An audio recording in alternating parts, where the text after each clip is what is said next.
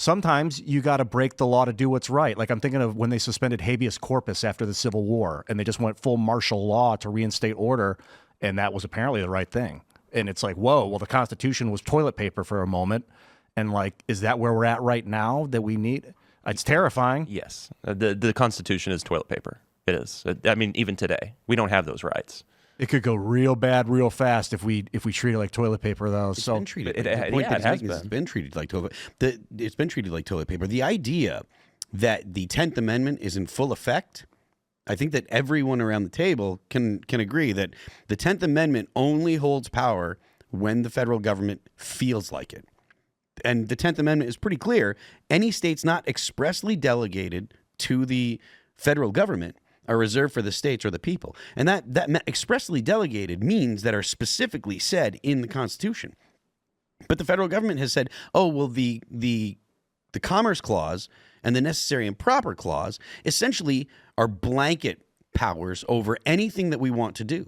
And the federal government has taken that to mean that they can regulate and pass laws about you, like farming on your own property, or you growing feed for your animals on your own property. I forget the name of the court case, but that was an actual case that went before the Supreme Court. And the Supreme Court found that because of the Commerce Clause, because this farmer was growing feed for his cattle on his own property, because he was not buying it from the open market, the federal government could actually regulate what he was and was not doing on his own property. That kind of overreach, which it is clearly overreach. There's anyone that listens to that, of course they think it's ridiculous. Any normal person, the only people that don't think it's ridiculous are the people that want access to that kind of power. So the 10th Amendment is no longer fully functional.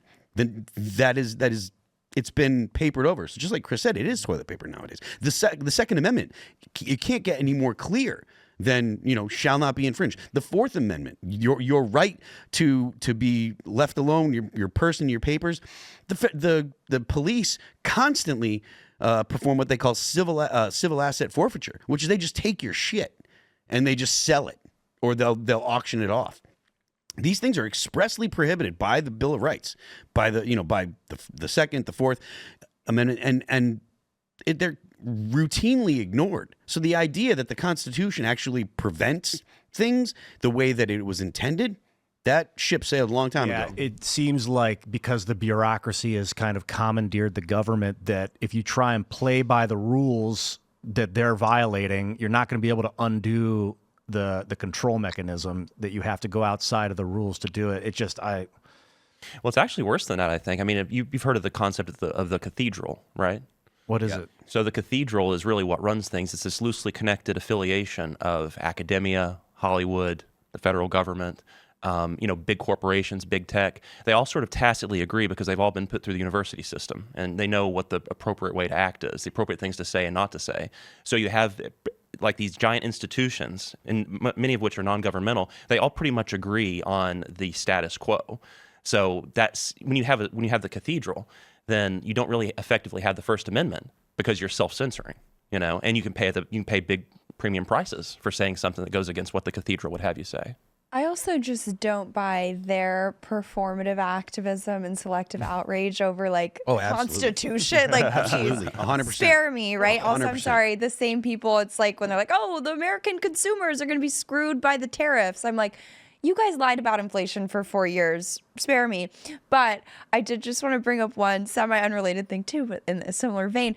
One of the attorneys it's like the Center for Employment Justice, something like that, who's representing, I believe it's 9 anonymous agents. While I was driving here, I had gone through her Twitter to see what she had been putting out about just in general, MAGA, and she's tweeted repeatedly about how all of MAGA needs to be fired from the federal government. Quote, America needs industrial strength disinfectant of the MAGA bacteria in our institutions. Clean the wound, Mr. President. Fire them all.